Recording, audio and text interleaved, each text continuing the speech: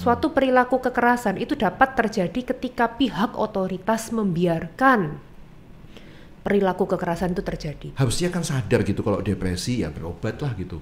Apa nggak sampai berobat tuh gimana? Atau pengobatannya gagal tuh gimana gitu ya? Kalau Anda berfokus di masa lalu terus, Anda jadi tidak bisa memiliki hari ini untuk Anda nikmati. Buanglah masalah pada pakarnya bersama psikiater. Buat apa susah? Bahtera Yuda 96.4 FM. Saya waktu nonton Anda di TikTok katanya kayak Kokoli waktu bahas Kokoli. Oh, iya. Tapi kok masih hidup? Kan Kokoli udah meninggal. Kokonat. Koko Gideon. Enggak, dugaan saya Anda nih ngefans banget sama Kokoli ya kan, sampai dibahas-bahas di TikToknya, di Instagramnya. Iya, Kokoli lagunya enak sih. Enak Ini tahun 90-an banget. Tahu lagunya Kokoli apa? Bisa nyanyi nggak? Nggak bisa, nyanyi nggak bisa. Tapi ngefans kan? Ya, beberapa lagunya kan memang enak kan? Ngefans lagunya atau ngefans orangnya? Maksudnya lagunya cantiknya. Lagunya. Mungkin menjadi inspirasi gitu. Ih, cantiknya harus kayak gitu. Makanya agak-agak ke kokolian gitu. Tapi sedih dong pastinya karena salah satu artis pujaannya ini ya akhirnya meninggalnya juga dengan cara nggak enak. Baru saja dimakamkan loh 1 Agustus ini ya. Gitu. Dan suaminya nggak hadir. Ya, kayaknya ada something loh kali ya. Ini kita ngerasani artis-artis nih. Gimana dok? Apa yang terjadi sih sebetulnya kalau Anda simak dengan Kokoli ini? Kan pastinya ngefans menyimak dong beritanya. Ya, jadi berita yang kita baca kan dia meninggal karena bunuh diri ya. Dan ternyata beberapa tahun sebelumnya sudah mengalami depresi. Cuman penyebab depresinya apa yang kita nggak tahu. Tapi ada beberapa berita yang tersebar, salah satunya bahwa dia sudah menjalani program bayi tabung 9 kali selama 12 tahun pernikahan. Jadi sangat banyak loh ya. 9 kali? Jadi saya simpulkan depresinya karena kegagalan yang berulang kali gitu? Bisa jadi, tapi jadi, kita kan nggak tahu. Ini dugaan kan? Saya kan bukan Kokoli, Anda cara saya mana saya tahu. Kita membangkitkan arwahnya Kokoli.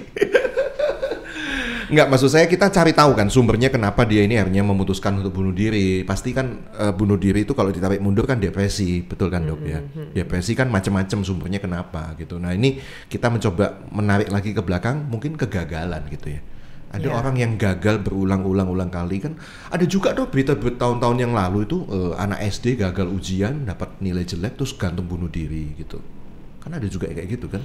Sebenarnya penyebab depresi kan banyak ya. Bisa karena harapan yang tidak sesuai kenyataan ya. Mungkin misalnya kayak tadi itu berharap lulus ternyata nggak lulus. Itu harapan tidak sesuai kenyataan ya. Tapi bisa juga love and hate relationship. Hubungan yang mana campuran antara benci dan cinta. Sebenarnya ada berita juga yang menunjukkan bahwa ternyata Kokoli dan suaminya Bruce Rokowitz ya, itu mau bercerai dan rencananya sidangnya akan diadakan di bulan Juli tahun 2023. Nah ternyata sebelum sidang perceraian mereka, Kokolinya udah bunuh diri duluan. Jadi bisa jadi salah satu triggernya adalah karena hendak bercerai itu. Sehingga kemungkinan ada love and hate relationship antara dia dengan pasangannya. Kenapa? Karena yang di berita yang saya baca, di saat diberitakan bahwa Kokoli meninggal, Bruce Rokowitz ini datang dan dia bilang bahwa aku mencintai Kokoli selama hidupku. Jadi mencintai tapi kok cerai, ya kan? Nah, kadang itu ada yang seperti itu loh. Suatu hubungan yang love and hate relationship itu bisa memicu seseorang menjadi depresi. Kemudian penyebab depresi yang ketiga biasanya adalah kehilangan orang yang dicintai. Misalnya orang yang dicintai meninggal, pasangan meninggal, atau mungkin putus pacar. Itu juga bisa memicu depresi. Dan penyebab depresi yang keempat adalah ketika seseorang menjalani hidupnya lebih banyak untuk menyenangkan orang lain daripada untuk menyenangkan dirinya sendiri. Oh, lebih banyak menyenangkan orang lain daripada, jadi nggak ngurusi dirinya sendiri, yang penting orang lain bahagia gitu. People pleaser. Jadi fokusnya dia gimana semua orang itu suka sama dia, gimana semua orang itu nggak kecewa sama dia, ingin menyenangkan semua orang. Ketika orang meminta sesuatu, ya dia usahakan yang terbaik meskipun mungkin dia lagi nggak ada duit gitu ya. Ya udah deh buat kamu nggak apa-apa sampai dia tersiksa. Tapi ntar lama-lama akhirnya dia sendiri yang depresi. Ada ya orang kayak gitu ya? Ada. Oh, coba saya cari ya, boleh dimanfaatkan. Nggak boleh jahat. Itu bukan seperti yang pernah kita bahas ya, apa superhero syndrome atau apa bukan? Ya, superhero syndrome itu. Jadi memang pada orang-orang yang people pleaser, superhero syndrome itu kan istilah pop psikologi aja. People pleaser itu psikodinamika pada orang-orang yang menjadi depresi. Makanya orang-orang kalau depresi kan salah satu tandanya adalah guilty feeling, merasa bersalah. Karena dia merasa bersalah nggak bisa memuaskan ekspektasi orang lain. Oh, dia merasa unhappy karena nggak bisa memuaskan ekspektasinya orang lain. Bukan tersiksa dengan dirinya, kok saya begini. Ngerasa nggak sih dia itu bahwa kok saya ini kok gitu sih gitu. Saya bahagian orang lain tapi saya sendiri nggak bahagia gitu. Bisa ngerasa kayak gitu nggak ya dia? Kalau dia udah disadarkan bisa seperti itu. Tapi biasanya kalau awal-awal datang dia merasa fokusnya harus selalu menyenangkan orang lain. Oh, lebih ke perasaan bersalahnya ya berarti ya. Oke. Nah, yang saya nggak habis pikir gini ya dok ya. Ini kan bukan cuman Kokoli ya, tapi kan deretan artis-artis sebelumnya dan saya rasa nanti ke depannya juga banyak ya seperti itu. Saya pikir gini loh, artis artinya apa ya, dari lingkungan yang ya paling nggak the have lah, lingkungan yang mestinya ya punya pendidikan yang baik gitu ya. Harusnya kan sadar gitu kalau depresi ya berobat lah gitu. Apa nggak sampai berobat tuh gimana? Atau pengobatannya gagal tuh gimana gitu ya? Kok bisa kalau sampai... Kokoli di berita kan sudah mendapatkan pengobatan dari psikiater. Nah makanya. Memang tidak menjamin. Tidak menjamin, tetapi dengan dibawa ke psikiater mendapatkan terapi antidepresan, itu tentunya tingkat keberhasilan lebih tinggi daripada depresi yang tidak diatasi. Diatasi pun dengan pengobatan tidak jaminan bahwa 100%, saya bilang 100% sembuh tidak jaminan. Karena ada yang namanya treatment resistant depression. Apa itu? Depresi yang resisten dengan pengobatan. Jadi ada depresi yang responsif dengan pengobatan, dikasih obat antidepresan untuk naikkan hormon serotonin, hormon bahagianya, dia bisa jadi happy lagi. Tapi ada juga orang-orang yang sudah dikasih obat antidepresan tapi nggak berespon. Nah itu namanya treatment resistant depression. Nggak mempan gitu ya? Nggak mempan, sama kayak orang infeksi, kita kasih antibiotik, sembuh. Ada juga yang udah dikasih antibiotik nggak sembuh-sembuh, infeksinya tetap menyebar dan sepsis. Nah contohnya seperti itu. Jadi memang ada kasus, tapi bukan berarti ini menjadikan alasan oh kalau gitu depresi nggak usah diobati dong dok, kan ada yang treatment resistant. Ya nggak gitu juga pemikirannya, itu kan mengambil kesimpulan yang kurang tepat. Sama kayak orang infeksi nggak usah dikasih antibiotik aja, ya nggak juga, mati semua dong kan, nggak gitu juga. Tetap kita terapi, tapi kalau udah mentok ya gimana gitu. Tapi sebenarnya sekarang ada obat terbaru sih untuk treatment resistant depression. Ada yang nasal spray bisa disemprotin di hidung, itu tingkat keberhasilannya 70%. Jadi orang-orang yang treatment resistant depression yang pakai obat minum nggak mempan, dikasih obat nasal spray ini dia bisa membaik. Tapi harganya jutaan, mahal. Iya makanya ya, untuk happy itu harganya bisa jutaan. Ya benar-benar, makanya kalau kita bisa happy, ya itu suatu hal yang anugerah itu. Ya luar biasa anugerah. Makanya hati yang gembira adalah obat, tetapi semangat yang patah mengeringkan tulang. Oke, kembali lagi saya pengen tahu gitu ya, kenapa dia menjadi treatment resistant? Apakah karena kayak misalnya antibiotik itu jadi nggak mempan karena dia ngawur gitu minumnya atau gimana? Nggak mesti. Nggak sesuai petunjuk dokter gitu waktu pengobatannya? Belum tentu, bukan karena ngawur juga sih. Memang kondisi tiap orang itu kan berbeda ya. Kita kalau lihat pasien itu nggak cuma diagnosis aja, tapi kita juga harus lihat banyak faktor. Kalau seorang psikiater itu menilai orang itu ada namanya diagnosis multiaksial. Jadi kita nggak cuma lihat diagnosisnya dia, oh dia depresi doang, tapi kita lihat juga tuh aksis 2-nya dia. Aksis 2 itu kepribadian. Kepribadiannya dia seperti apa? Contohnya pada orang-orang dengan kepribadian emosional tidak stabil atau kepribadian ambang atau bahasa lainnya borderline personality, itu memiliki kecenderungan gampang depresi. Karena dia ngelihat dunia ini tuh hitam atau putih. Aku gagal atau aku sukses. Aku dicintai atau kalau enggak berarti dia benci aku. Contohnya dia ngelihat dunia ini tuh hitam atau putih, sehingga ketika dia mengalami suatu masalah dalam hidupnya, dia bisa down banget, bisa sangat depresi dan jatuh. Nah, harusnya bukan melihat dari hitam dan putih aja gitu. Justru harusnya abu-abu. Kita semua ini hidup di dunia yang abu-abu. Kita nggak boleh membenci seseorang berlebihan ataupun mengidolakan seseorang secara berlebihan. Karena sebaik-baiknya seseorang pasti ada kekurangannya. Seburuk-buruknya seseorang pasti ada kebaikannya. Tidak hanya ke orang lain, tetapi juga ke diri kita sendiri. Karena orang-orang yang depresi, salah satu cirinya kan guilty feeling, merasa bersalah. Kadang dia juga melihat dirinya sendiri ini sebagai hitam. Dia merasa aku harus perfect, aku harus sempurna. Ketika dia mengalami suatu dosa, kesalahan, dia bisa sangat menyesal. Kemudian dia akhirnya jadi kepingin mati, bunuh diri. Itu banyak yang seperti itu. Nah, di sini kita juga perlu belajar bahwa kita pun perlu belajar untuk mengampuni diri kita sendiri. Kita tidak hanya mengampuni orang lain, tapi juga mengampuni diri kita sendiri. Kadang kita mudah memaafkan orang lain, tapi kita nggak mudah untuk memaafkan diri kita sendiri. Jadi mana duluan ini, kayak ayam sama telur nih, mengampuni diri sendiri dulu, kemudian mengampuni orang lain, atau mengampuni orang lain, barusan setelah itu kita mengampuni diri kita sendiri? Dua-duanya ya, tergantung siapa yang salah kan. Tergantung siapa yang salah. Tapi juga di sana kita perlu sadar bahwa we are human after all. Kita adalah manusia pada akhirnya, dan everybody make mistake. Semua orang melakukan kesalahan. Yang penting kita introspeksi diri, belajar dari kesalahan itu untuk kita tidak mengulanginya lagi di kemudian hari. Kan begitu. Harusnya yang respon kita begitu, bukan kemudian kita menghukum diri, menganggap diri kita gagal, lalu menghukum diri dengan cara lebih baik mati. Kan nggak seperti itu. Pola pikirnya kan kebalik. Biasanya orang-orang depresi pola pikirnya gitu. Aku sudah melakukan kesalahan besar, aku gagal, lebih baik aku mati gitu. Oke, itu kan karena kesalahan dia merasa dia bersalah gitu ya.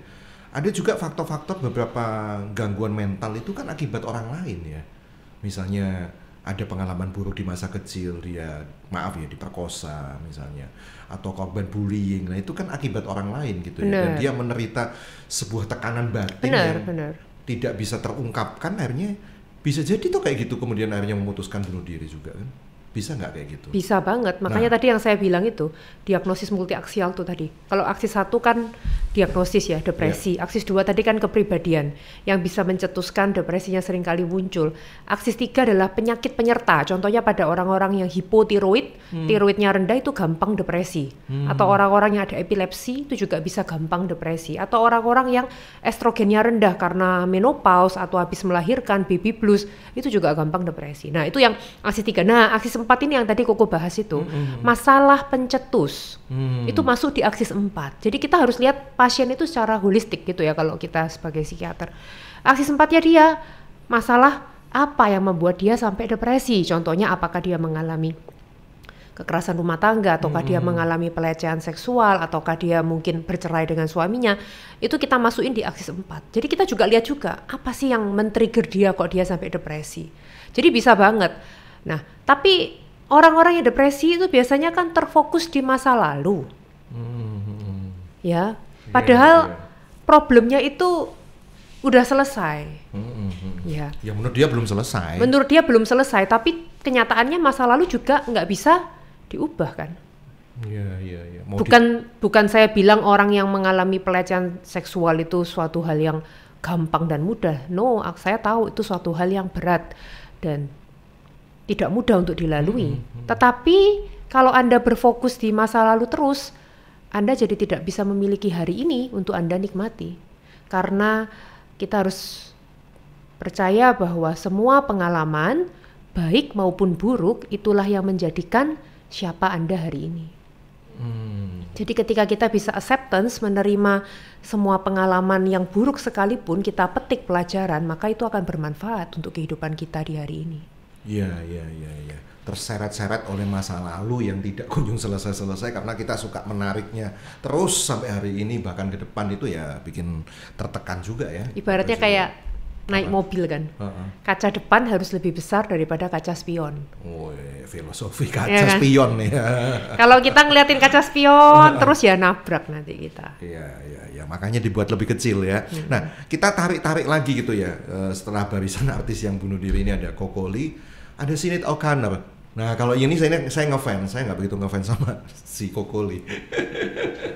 Kalau si Sinéad O'Connor ini kan ya bayangin ya, siapa sih yang nggak kenal lagu Nothing Compares to You. Suaranya itu seksi banget gitu ya.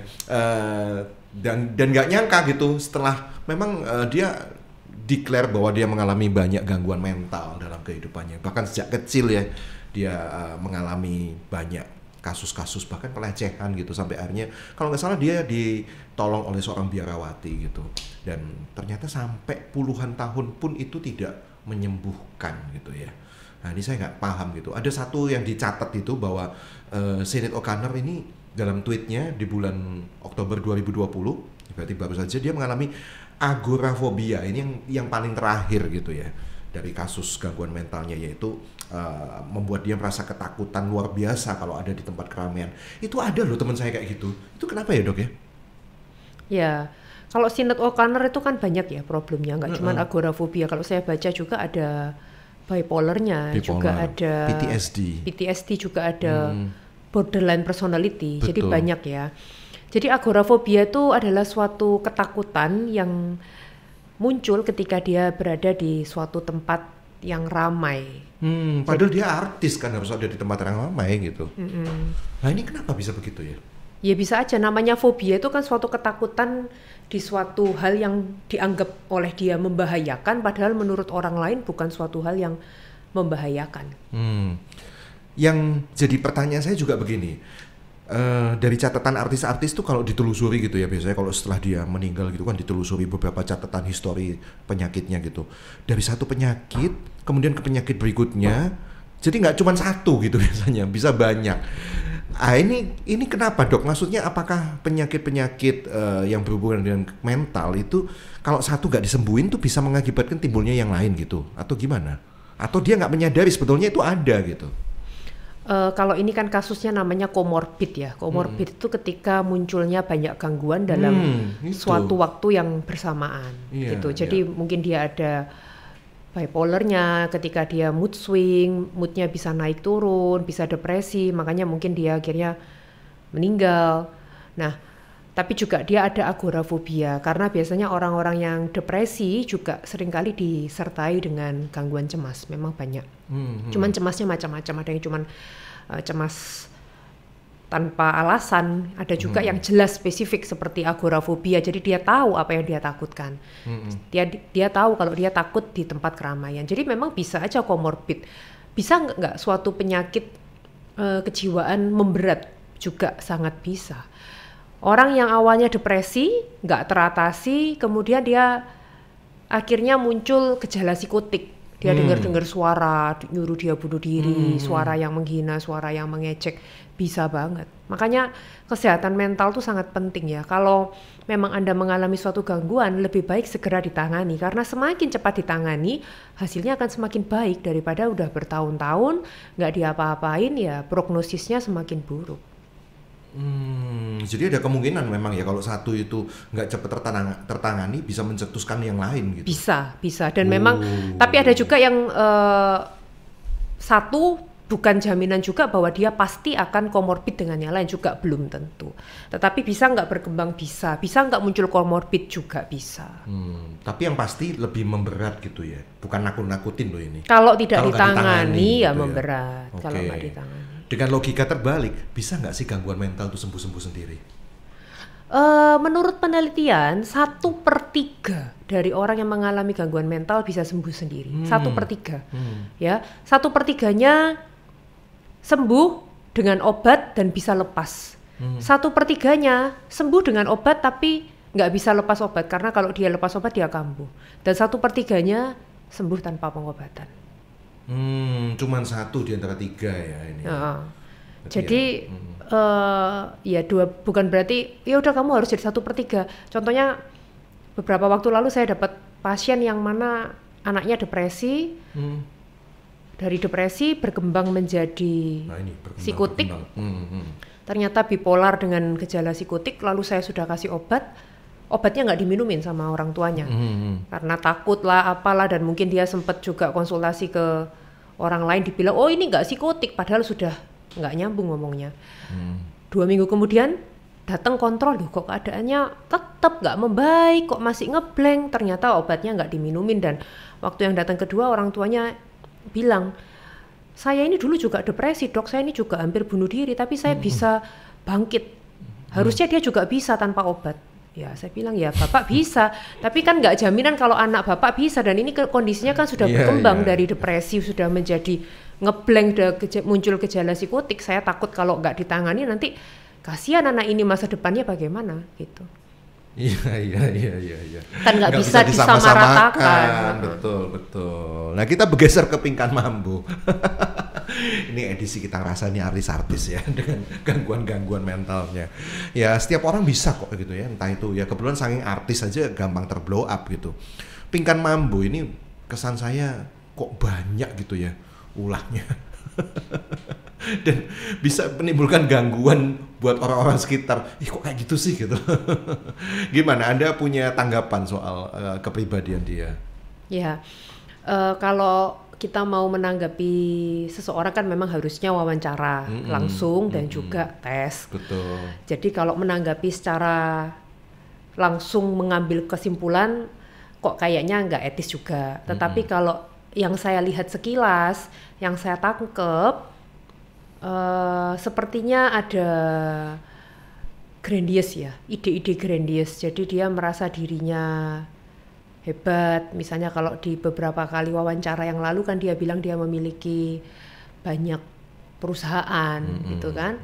Nah itu kan grandius, padahal kenyataannya nggak seperti itu. Kalau di podcastnya yang di Om Deddy Corbuzier kan malah ngomongnya cari uang susah, melas-melas sampai dia minta pinjaman. Nah kalau memang benar punya banyak perusahaan ya kenapa harus seperti itu, kan berarti ada ketidakcocokan antara pikirannya dia dengan realita yang dia hadapi. Nah itu yang kita bilangnya grandius. Grandius itu ketika seseorang membesar-besarkan kemampuan dirinya untuk bisa mendapatkan ujian dari orang. Nah itu namanya grandius. Yang saya lihat ada ide-ide grandius, kemudian dia merasa dirinya juga mama yang hebat, ibu yang terbaik. Ibu yang terbaik. Ini quote yang lagi trending. Ya.